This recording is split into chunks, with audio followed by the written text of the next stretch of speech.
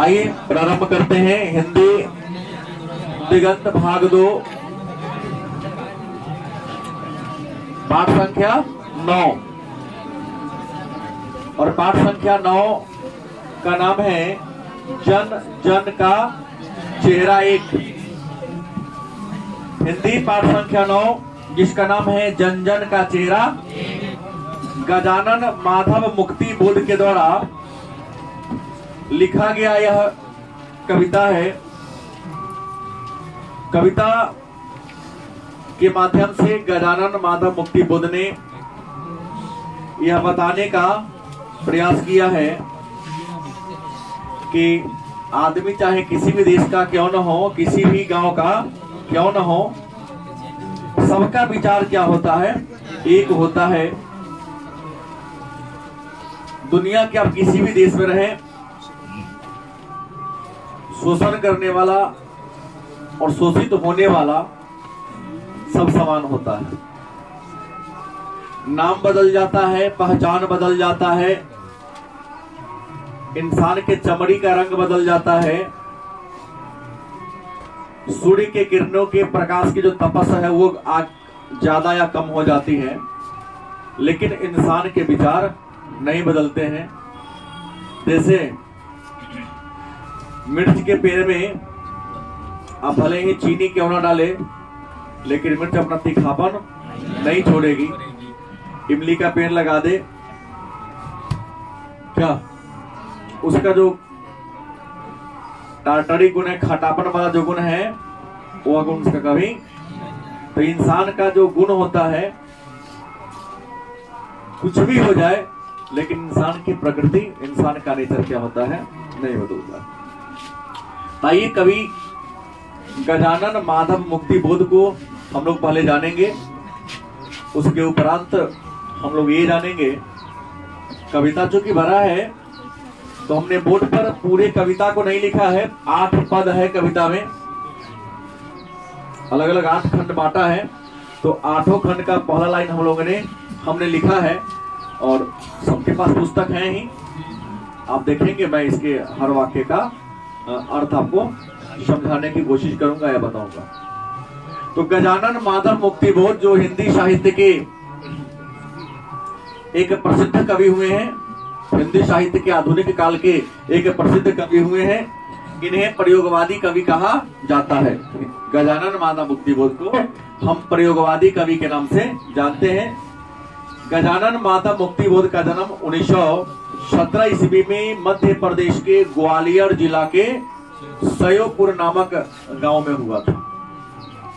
मतलब मूल रूप से ये मध्य प्रदेश के निवासी थे, लेकिन महाराष्ट्र में आ गए, मराठी के रूप में प्रसिद्ध हुए हैं। इनकी मृत्यु 1964 ईस्वी में हो गई थी। माता का नाम पार्वती बाई, पिता का नाम माधवराज मुक्ति बोध। इन्होंने हिंदी विषय से एमए तक की शिक्षा प्राप्त किया था नागपुर विश्वविद्यालय से। पूछा गया एक बार प्रश्न है कि गजानन माधव मुक्ति बोध किस विषय से एमए की शिक्षा प्राप्त किया था, तो हिंदी विषय से नागपुर विश्वविद्यालय से इन्होंने पीजी मतलब मास्टर ऑफ आर्ट की डिग्री लिया था। मुक्ति बोध मतलब गजानन माधव मुक्ति बोध तार सप्तक के कवि, भी प्रश्न पूछा गया है, ऑप्शन में दिया था एक बार, इनमें कौन तार सप्तक के कवि हैं? तो गजानन माधव मुक्ति बोध तार सप्तक के कवि माने जाते हैं। दूसरी महत्वपूर्ण बात मैं बता दूं कि मुक्ति बोध प्रयोगवादी कवि थे, और मुक्ति बोध के बारे में एक विशेष बता दूं कि इन्होंने मिडिल परीक्षा में और बीए की परीक्षा में पहली बार फेल हो गए थे। मतलब 1930 में मिडिल की परीक्षा दिए थे, तो पहली बार में फेल हो गए थे, दूसरी बार में ये पास हुए थे। पुनः बीए का जब परीक्षा दिए 1937 में, तो पहली बार क्या हो गए थे, फेल हो गए थे, दूसरी बार में पास हुए थे। यही पूछा गया प्रश्न है, गजानन माधव मुक्ति बोध किस परीक्षा में असफल हुए थे? तो मिडिल की परीक्षा में भी असफल हुए थे और बीए के परीक्षा में भी क्या हुए थे, असफल हुए थे। शिक्षा पूरी करने के बाद इनके बारे में बता दूं मध्य विद्यालय में टीचर के रूप में इन्होंने अपना जीवन की शुरुआत किया था। उसके बाद वायुसेना में भी क्या किए थे, शिक्षक के रूप में काम किया, वायुसेना में काम किया और नागपुर रेडियो में पत्रकार के रूप में भी इन्होंने काम किया था। मतलब टीचर, वायुसेना और नागपुर रेडियो में समाचार कलेक्ट करने वाले, सूचना को इकट्ठा करने वाले पत्रकार के रूप में इन्होंने क्या किया था, काम किया था। और आपको बता दें कि नागपुर से ही एक पत्रिका निकलती थी जिसका नाम था नया खून। तो नया खून नामक पत्रिका का इन्होंने क्या किया था, संपादन किया था। और इनके द्वारा लिखा गया कुछ कविता संग्रह है। चांद का मुंह टेढ़ा और भूरी भूरी खाक। चांद का मुंह टेढ़ा ज्यादा फेमस है, हालांकि दो तो हैं ही। चांद का मुंह टेढ़ा कविता संग्रह है गजानन माधव मुक्तिबोध का, और भूरी भूरी खाक धूल यह भी गजानन माधव मुक्तिबोध के द्वारा लिखा गया कविता संग्रह। उसके अलावा इन्होंने कुछ कहानी संग्रह भी लिखा, कुछ कहानियां भी लिखी, और इनके द्वारा लिखा गया कहानियों का जो संग्रह है, 3 पुस्तक है। काठ का सपना, कैसी सपना, काठ का सपना, विपात्र और सतह से उठता आदमी। काठ का सपना, विपात्र और सतह से उठता आदमी गजानन माधव मुक्तिबोध के द्वारा लिखा गया प्रमुख कथा साहित्य। तो एक बार और ध्यान देने की जरूरत है, गजानन माधव मुक्तिबोध थे कौन? तो गजानन माधव मुक्तिबोध हिंदी साहित्य के आधुनिक काल के एक प्रसिद्ध प्रयोगवादी कवि हुए हैं। यह तार सप्तक के कवि थे। इनका जन्म 1917 ईस्वी में मध्य प्रदेश के ग्वालियर जिला के सयोपुर नामक गांव में हुआ था। यद्यपि यह मध्य प्रदेश के अस्थायी निवासी थे, लेकिन यह महाराष्ट्र में निवास करते थे, इसलिए लोग इन्हें मराठी कहा करता है। इनके पिताजी का नाम माधवराज मुक्तिबोध और माताजी का नाम था पार्वतीबाई।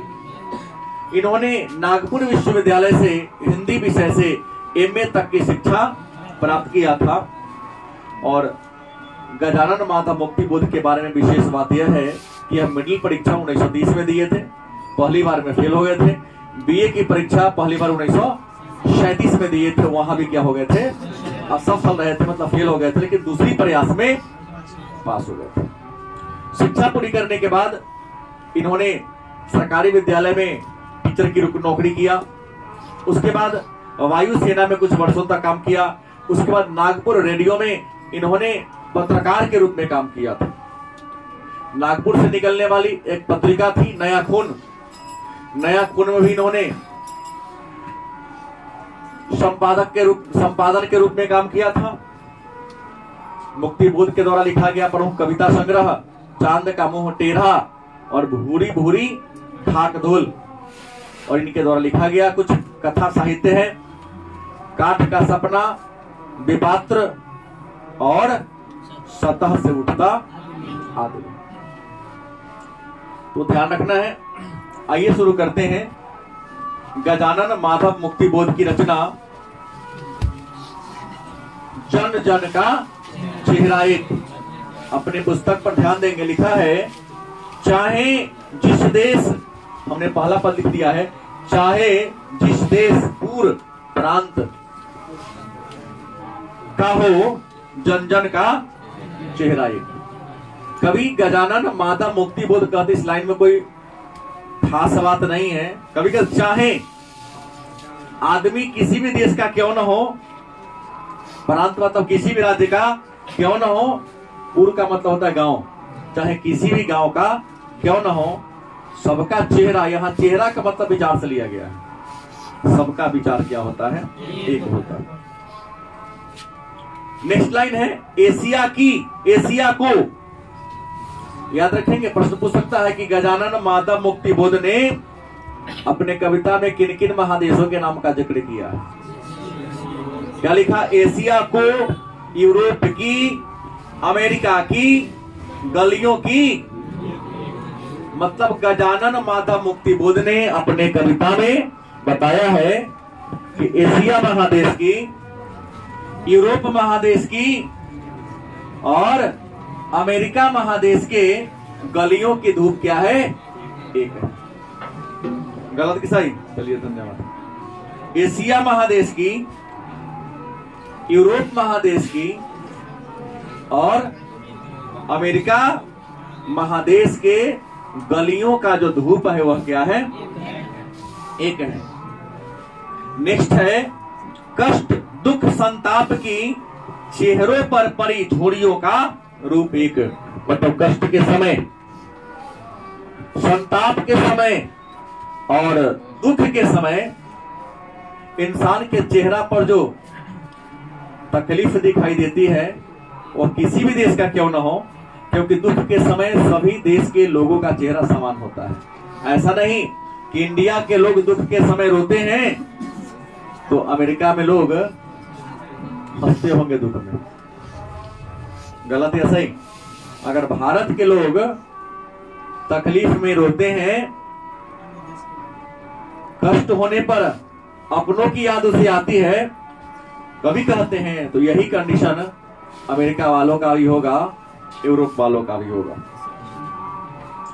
जोश में यूं ताकत में बंधी हुई मुट्ठियों का लक्ष्य एक। अगर आप जुनून में होते हैं, जोश में होते हैं, तो जोश के समय या जुनून के समय जो मुट्ठियां बंद करते हैं, आपके अंदर जो हौसला होता है वो हौसला किसी भी देश का क्यों ना हो, क्या होता है? शिव होता है।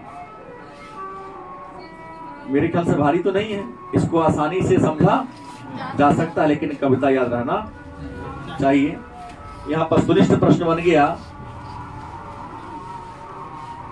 किन किन महादेशों के गलियों का धूप एक है? तो आपने देखा यूरोप की, एशिया की और इंसान के बंद मुट्ठी का लक्ष्य एक कब होता है? जोश और ताकत के समय। जोश एवं ताकत के समय बंद मुट्ठी का लक्ष्य क्या होता है? एक होता है। और किस समय इंसान के चेहरा का जोड़ी एक होता है? तो कष्ट दुख और संताप के समय इंसान के चेहरा का झोरी, चेहरा की रौनकता एक कब होती है?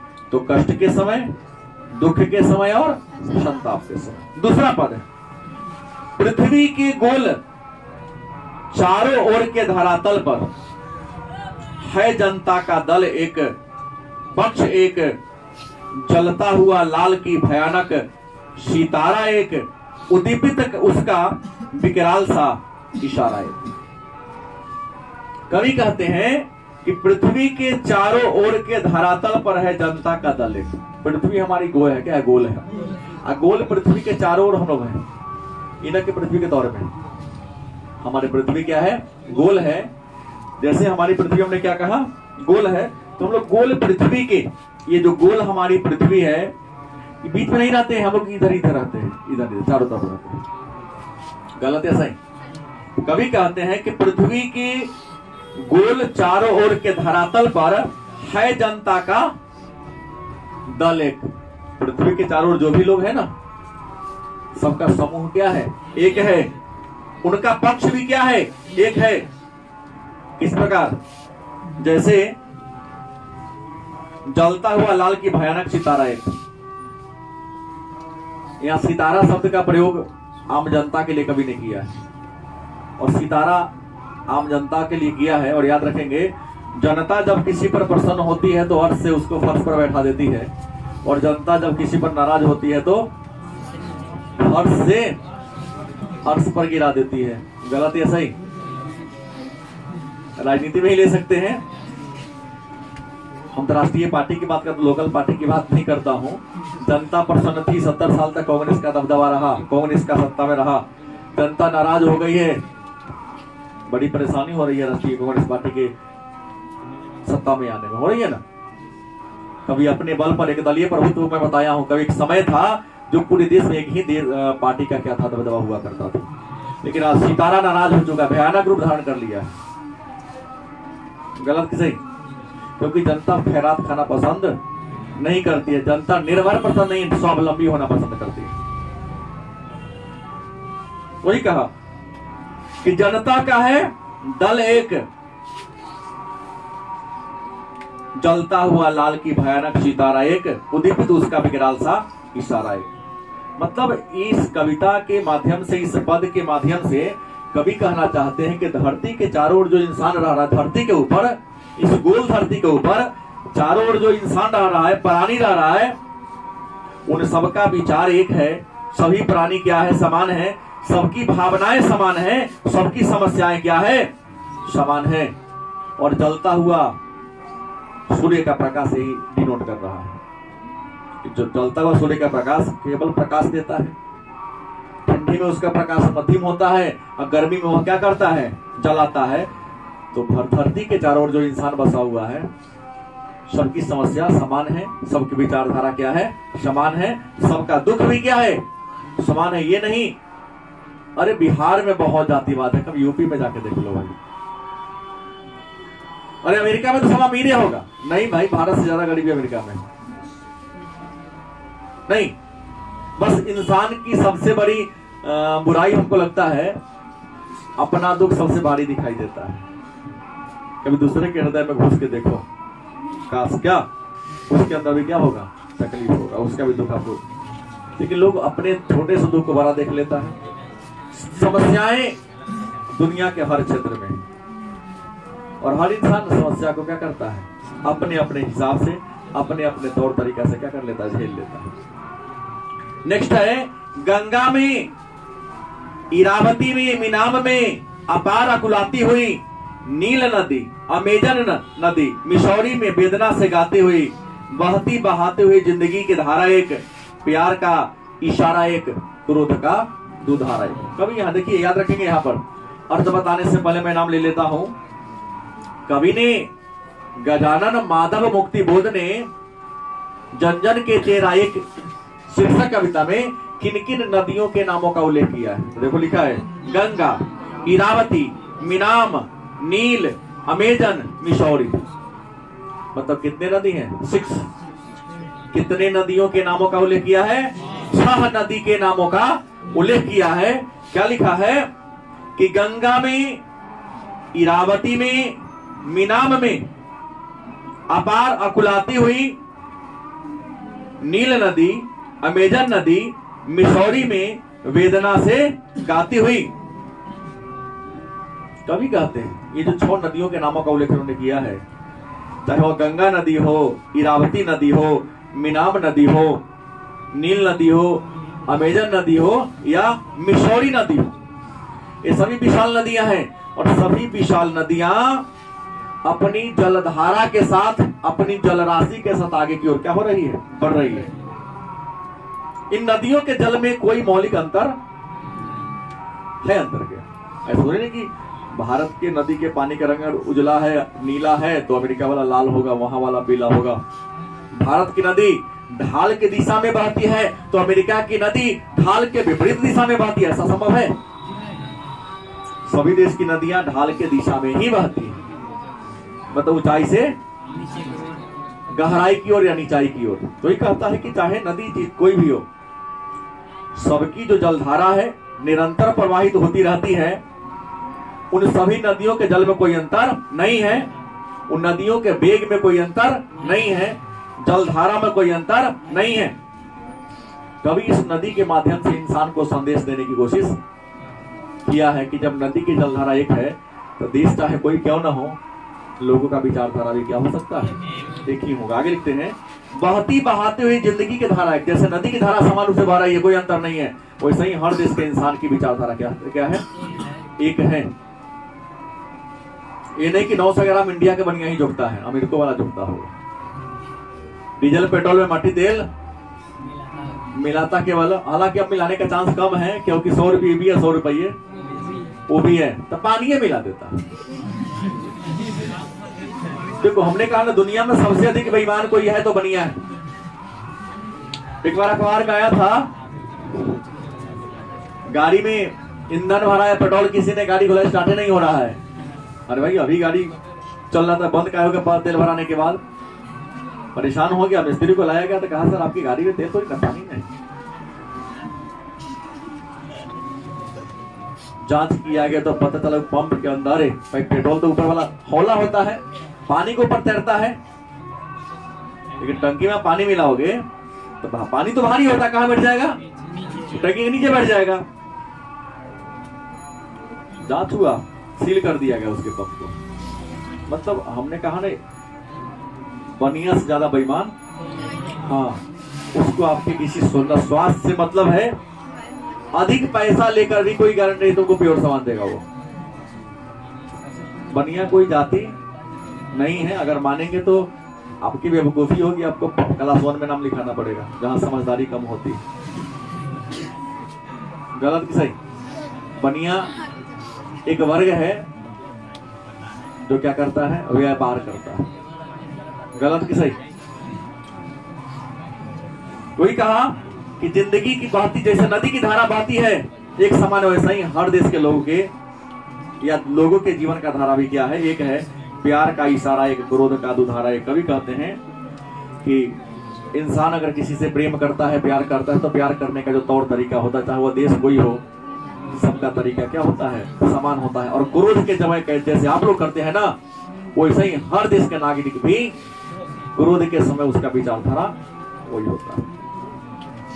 चौथा पद है पृथ्वी का प्रसार। चौथा पद में क्या लिखा? पृथ्वी का प्रसार अपनी सेनाओं से किए हुए गिरफ्तार।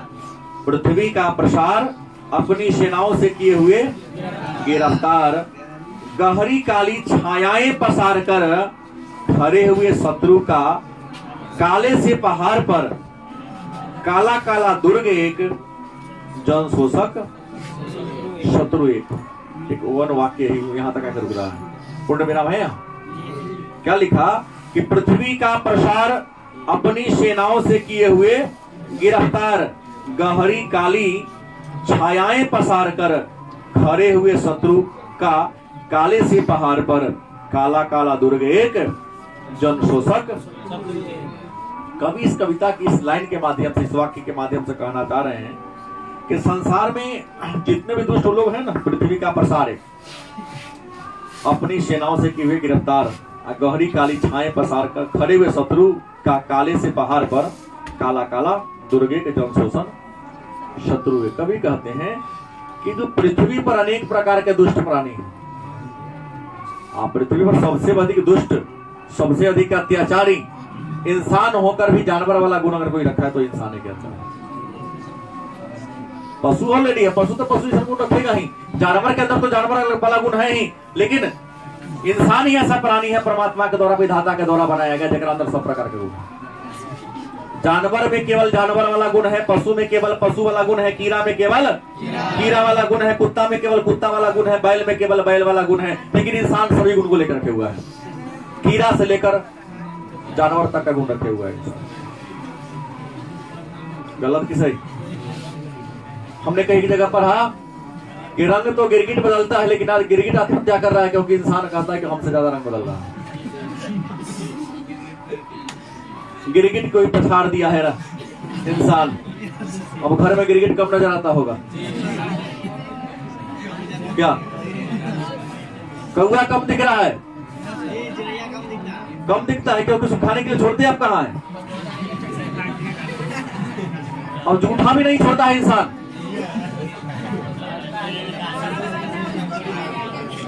क्या जी? भोज भात होता था, कुत्ता बहुत बउआता था, नहीं बउआता है अब, क्योंकि आ गया पहले पत्तल पर भोज हुआ कर, लोग खाया, पत्तल को क्या कर दिया थाली में, बफर सिस्टम, बफेलो सिस्टम हो गया। जो खाता हुई जगह बर्तन में जमा करता, लाख कचरा उधर फेंक देता है। इधर उधर फेंकेगा तब तक खाएगा। ज्ञान तो होता ही, लेकिन वो सड़ने के लिए फेंक देते हैं, किसी पशु पक्षी के खाने के लिए भी। महसूस किए? पहले भोज भात में कुत्ता जहाँ पत्ता फेंका था बहुत घूमता था, अब तो घूमता ही नहीं है क्योंकि रहने ही नहीं देता है। हम भी चाट चाट के खा जाता है।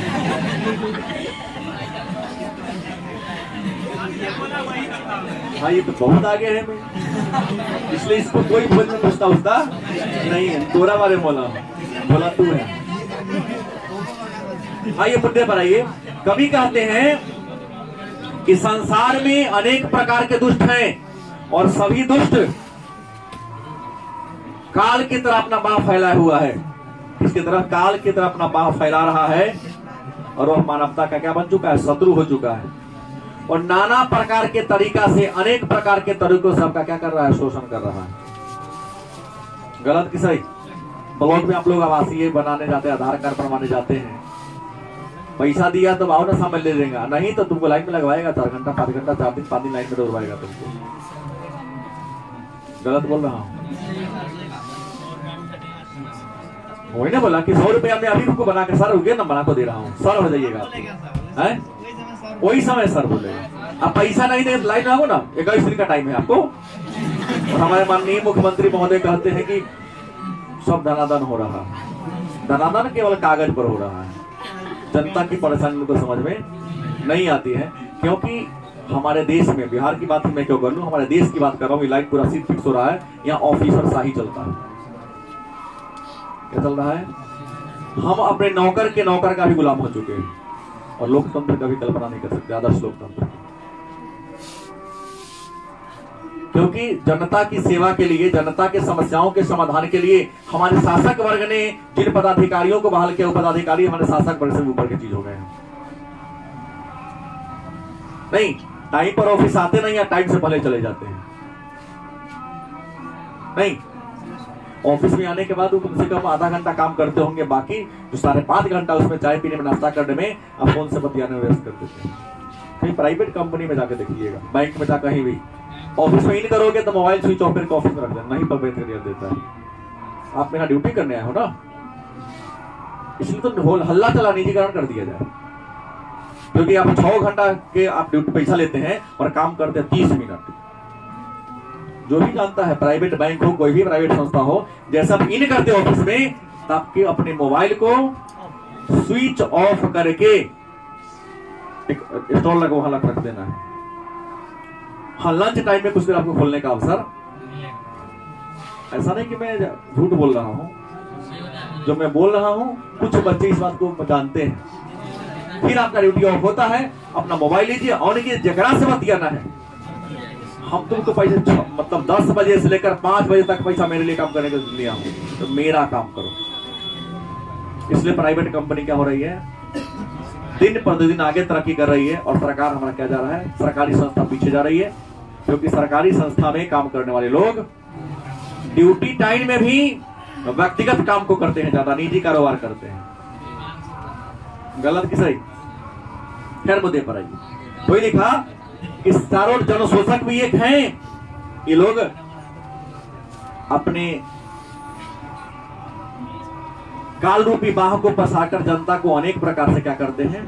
शोषण करते हैं, अपने आतंक को फैलाए हुए हैं। अगला है विराट प्रकाश एक क्रांति की ज्वाला एक।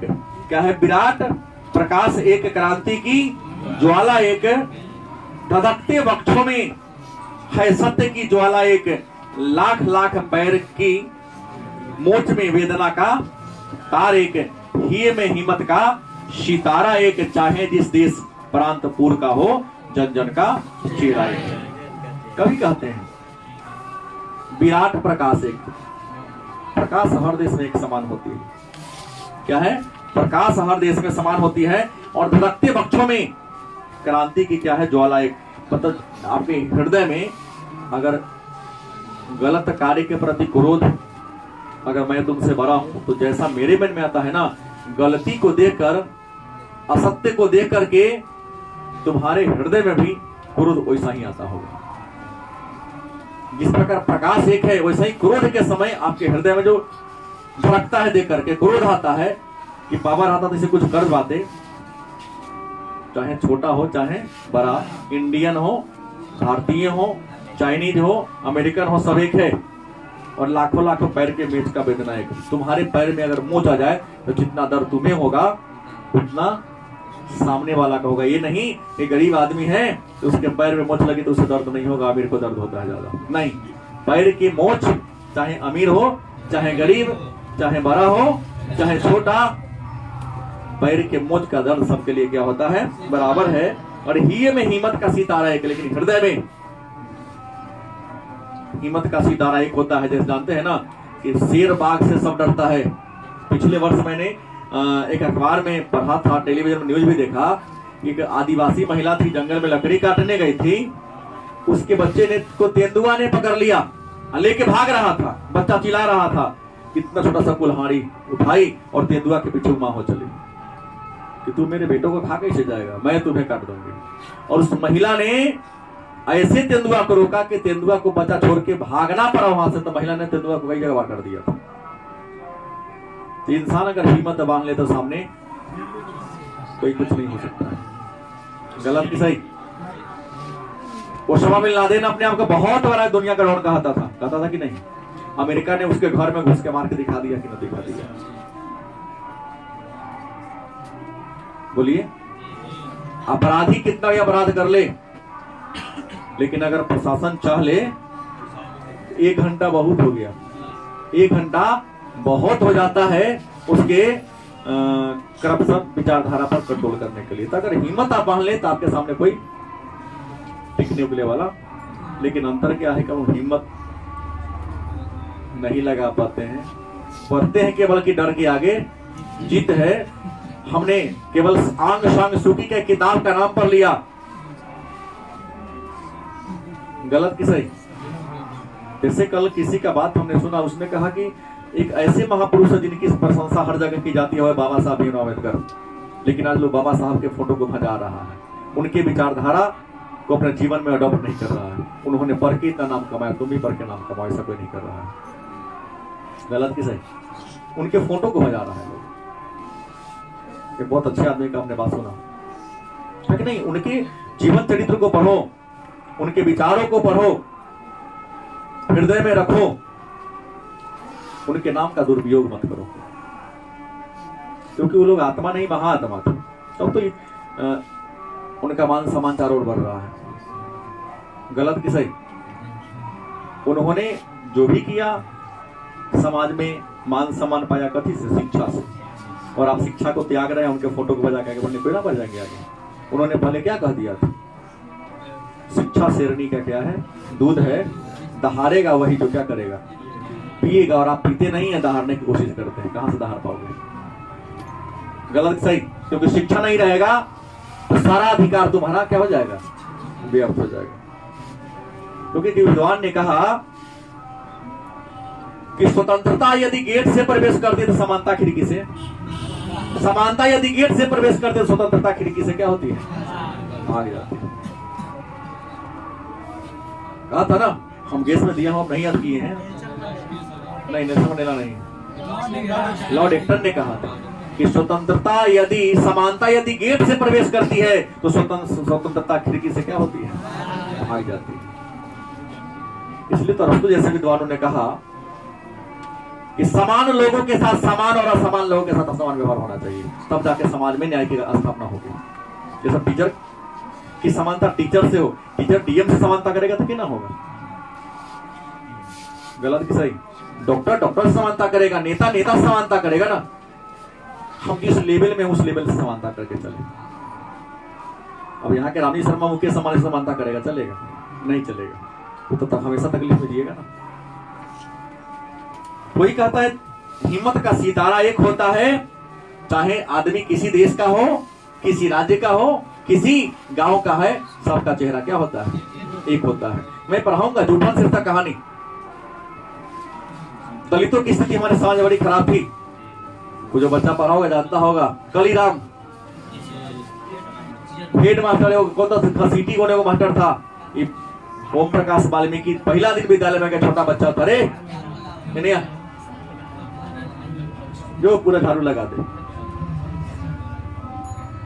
इसके माता पिता भाई सब किसी त्यागी के यहाँ काम करते थे, लेकिन एक बार देखा कि सबके लड़का पर हमार बउआ तो झाड़ू लगा थे। बड़ा सुंदर नाम दिए थे, मुंशी जय मुंशी जी क्या कर रहा है? बाप की आवाज सुनते लगा रोने। जिसके पिता ने कभी किसी बड़ों के सामने मुंह नहीं खोला था, इतना मानव को गाली दिया, इतना गाली दिया कि लग रहा था अगर इसको औकात हो तो फांसी दे देगा ये। इंसान के ऊपर जब विपत्ति आती है ना, तो फतिंगा भी क्या बन जाता है, अपने आप को बचाने के लिए शेर बन जाता है। उनका जीवन चरित्र पढ़ना है तो केवल हमने कहा ना पढ़ो नहीं, वह ओम प्रकाश वाल्मीकि जो दलित परिवार में जन्मे थे, उनके माता पिता बचपन में वो भी मवेशी का चमड़ा खाल छील कर बेचे और पढ़ लिख कर बहुत बड़े पदाधिकारी साहित्यकार तो थे ही, एक ऊंचे पद पर भी गए थे। लेकिन इसके लिए क्या लेना पड़ेगा, शिक्षा लेना पड़ेगा, बिना शिक्षा के थोड़ी ना होगा। अगला छठा, एशिया के, यूरोप के, अमेरिका के भिन्न भिन्न वास स्थान, भौगोलिक ऐतिहासिक बंधनों के बावजूद सभी और हिंदुस्तान, सभी और हिंदुस्तान।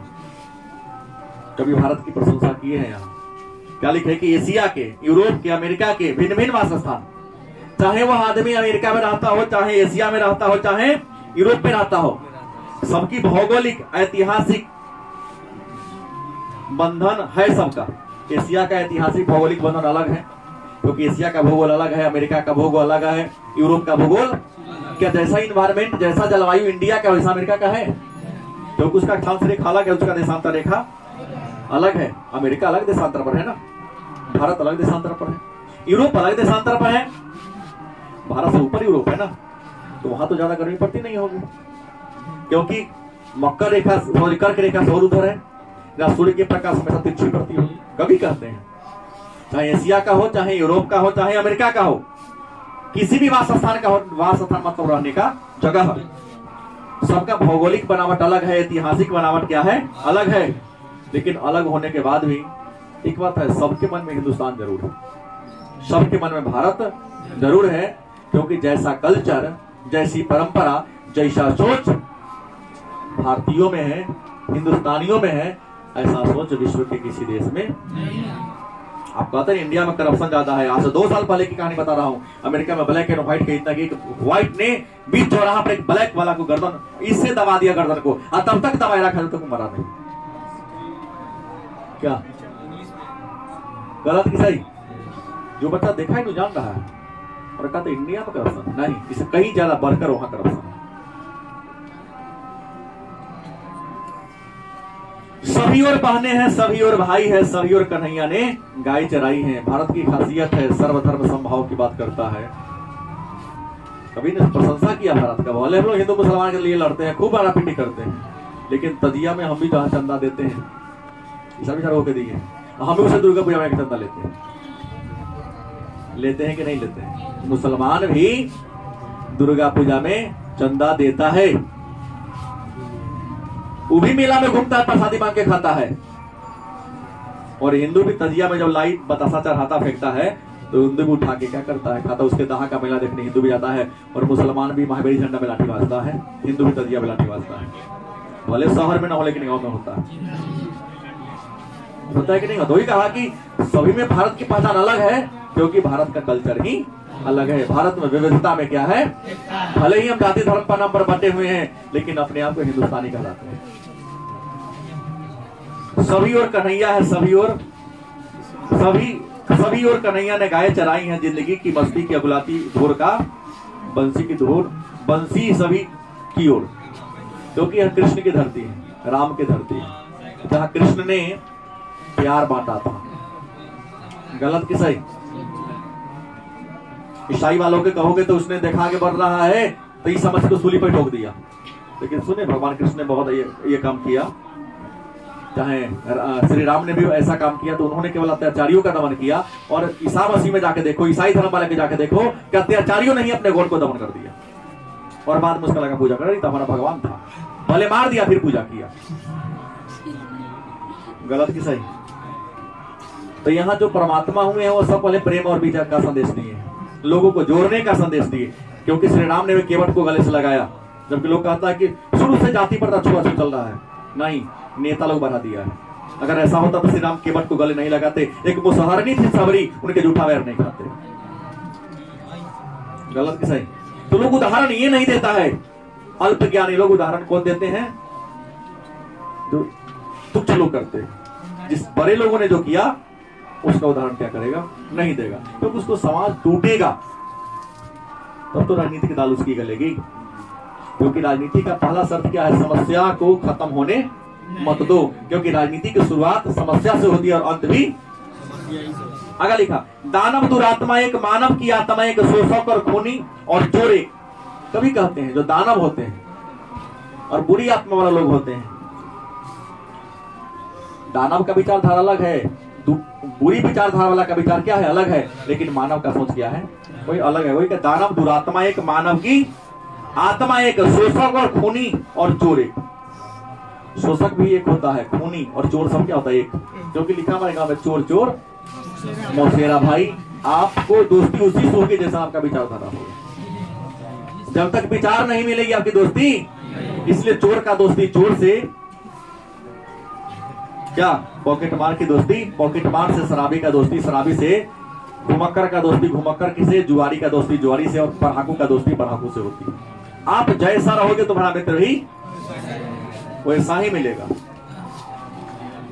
खूनी एक, जन जन के शीर्ष पर शोषण का खड एक, खड अति घोर एक, दुनिया के हिस्सों में चारों ओर जन जन का युद्ध एक। मतलब कवि कहते हैं आगे, जन जन के माथा पर, हर इंसान के माथा पर शोषण का, जो शोषण का शिकार हुआ है, गहरा एक होता है। और दुनिया के सभी हिस्सों में इंसान अपने समस्याओं के लिए क्या कर रहा है? लड़ रहा है। और सबके लड़ने का तरीका क्या है? एक है। महिमस्तक की महिमा वो अंतर की उष्मा से उठती ज्वाला अधिक क्रोध एक। मतलब हर इंसान के मस्तक की महिमा क्या है? समान है। और अंदर से जो उष्मा उठती है, जो ज्वाला उठती है गलती के लिए, तो सबका क्या होता है? समान होता है। संग्राम का घोष एक, जीवन का संतोष एक। संग्राम मान युद्ध का घोष एक। जैसे अभी देखिए हमास वाला ने इजराइल पर कर दिया, मतलब कुछ ही घंटों में सैकड़ों मिसाइल दाग दिया। इजराइल को क्रोध हुआ, कहा कि तोरा बिना बर्बाद के छोड़ दूंगा। कुछ तुच्छ हैं जो हमास को सपोर्ट कर रहे हैं। इजराइल कह दिया कि बहुआ तोरा बिना अंत के छोड़े वाला, दुनिया में नामो निशान तो है, नस्ल को मिटा के छोड़ दूंगा। अमेरिका भी सपोर्ट किया कि नहीं ऐसा अंत होना था। इंडिया ने भी कहा कि नहीं, अंत करके ही छोड़ो, जो गलत है उसका विरोध होना चाहिए। ऐसे भी इजराइल का इंडिया से अच्छा रिलेशन है। अगर इंडिया सपोर्ट किया तो अमेरिका क्यों नहीं करेगा? क्योंकि अमेरिका हमारा होशियार देश है। हवा जिस दिशा में बहती है उसी दिशा में वो बहा लेता है, और हवा भी भारत की दिशा में बह रही है। भले हम भारतीयों को दिखाई दे चाहे ना दे, लेकिन हवा पूरे विश्व की इंडिया की ओर बह रही है। एक समय था कि सभी सड़कें रोम की ओर जाती थी, आज समय आ चुका है कि विश्व की सभी सड़कें, सभी हवा इंडिया की ओर आ रही है। क्योंकि विश्व को भारत में ही संभावना दिखाई दे रहा है। क्योंकि विश्व की सबसे अधिक पॉपुलेशन वाला देश कौन है? तो जितना शो करेगा तो इंडिया में भी क्या समान होगा, क्योंकि आबादी हमारी। जीवन का संतोष एक, क्रांति का निर्माण का विजय का सेरा है। क्रांति के समय, विजय के समय देखो, तुमको नौकरी छोटा हो चाहे बड़का, जितना खुशी कोई किसी को डीएम बनने से होता है ना, उतना ही सरकारी नौकरी में चपरासी बनने पर किसी को होता है। तो क्रांति के समय, विजय के समय सेहरा मान मुकुट एक होता है। चाहे जिस देश पूर्व प्रांत का हो, जन जन का। ये गद्य की तरह लिखा गया कविता है। यहाँ से अभी तक पहुंचने को बाद 2 नंबरी 55 को नहीं जाता है।